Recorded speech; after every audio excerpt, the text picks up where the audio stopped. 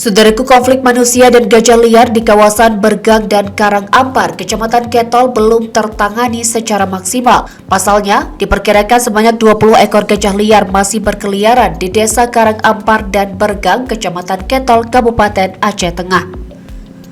Hal itu menyebabkan warga yang berada di dua desa itu tidak merasakan ketenangan untuk tinggal di rumahnya.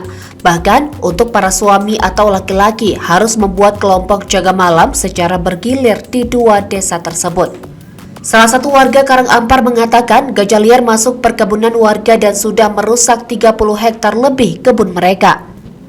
Muslik juga menjelaskan warga Karangampar dan Bergang akan melakukan aksi ke Gedung Dewan Perwakilan Rakyat Kabupaten atau DPRK Aceh Tengah pada Kamis 2 Desember 2022 mendatang.